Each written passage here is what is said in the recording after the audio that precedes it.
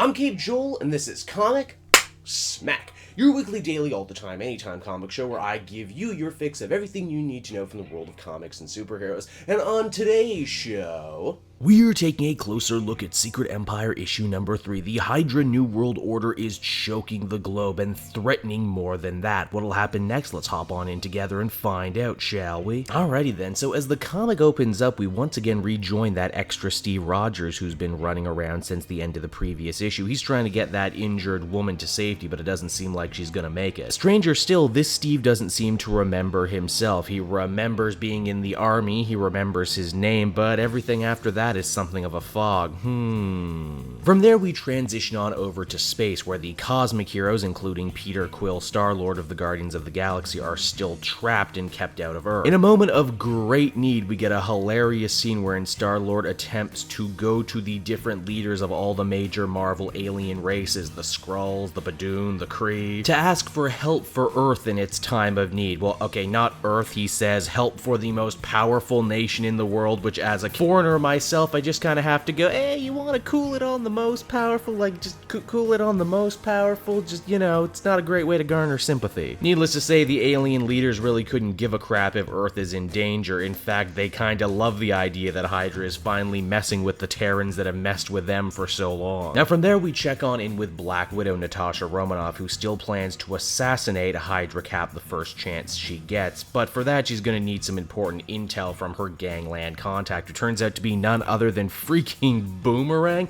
Yeah, one of the former superior foes of Spider-Man has actually become the new big kingpin of crime after all of his competition ended up getting themselves trapped in Manhattan. He also just so happens to be harboring Maria Hill, who's waging her own shadow war against the Hydra government and Captain America right now. Of course, she's had very little success so far in toppling the government, as some of her best and most loyal agents still find themselves prisoner of sin and crossbones right now. Yeah, it would seem the best bet for taking Captain America out publicly does lie in the hands of Natasha and her kid army, the Champions, who are currently being put through their paces right now. I actually really like the back and forth between Black Widow and the kids. It gives Nick Spencer a chance to talk about his own particular brand of pacifism. You see, Black Widow is sure now that the rules of engagement have changed, and the only way they're gonna get out of this situation is if they're not afraid to get violent. The kids, though, still uphold the old ideals of what it means to be a superhero, and that means not killing. Want more on what's going on with this team? Well, be sure to check out my coverage of Avengers Uprising, also coming out this week. From there, we get a chance to look on in with the Avengers Undercover team, who are currently trying to get out of America so they can find the missing shards of the Cosmic Cube and hopefully turn Cap back. Their contact is Sam Wilson, the former Captain America, former Falcon, who has currently lost all hope, not just in the superhero community, not just in himself, but in mankind as a whole. As he puts it, he tried to be a hero, tried to stand for something, and in the end he got shamed out of the Captain America mantle, and now to make matters worse, he's disgusted by seeing how many people are willing to roll on over for Hydra. Hollow Tony and the rest of the Avengers team, though, are also leading him on about where they actually want to go and are hoping by the end of their journey they can help Sam find his fighting spirit once again.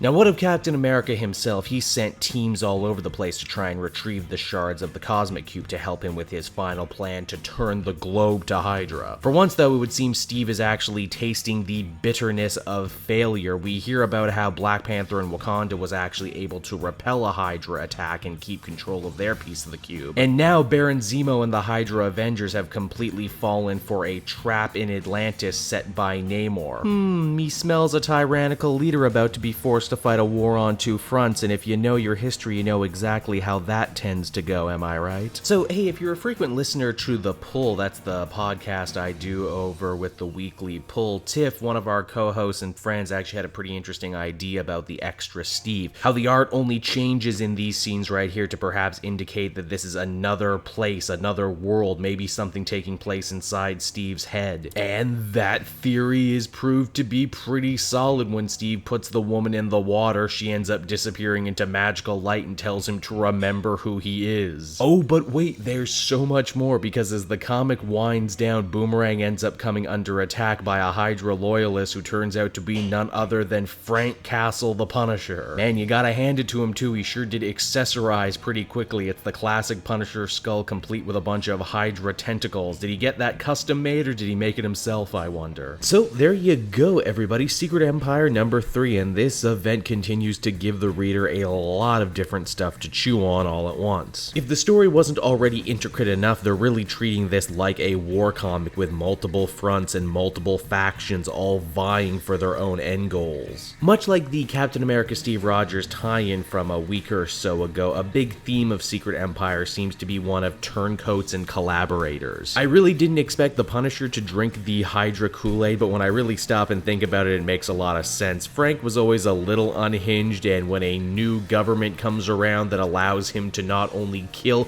any criminal he wants at any time, but actively encourages his murder spree, yeah, I could see him maybe going over to the other side. In fact, it's actually a little unfortunate that I don't think Punisher has a tie-in to the Secret Empire. I would actually very much have liked to have seen what brought Frank to this moment. Then there's the bigger and more interesting thing of what's going on with this extra Steve Rogers. Is this a dream? Is this him walking around in his own mind? Is it another dimension? What happens when he eventually finds all his memories? I don't know, your guess is as good as mine, but I know I can't wait to see what happens when it gets there. Overall, I would give this one an 8 out of 10. I'm still enjoying this one. So there you have it, everybody. Secret Empire number 3. I hope you enjoyed it, and while I have your attention, why not check out some of the other comics I have available from the channel this week. Want to keep up to date on all the Secret Empire tie-ins I got coming out from the channel this week? Well, there's no better way to do that than to follow me on Twitter at CapeJoel, or check out some of my other social media feeds down in the description of this video. And hey, if you particularly like what I'm doing and want to support me and the channel, you can also find a link to my Patreon page down there. For as little as $1 a month, patrons get access to exclusive videos and podcasts before anybody else.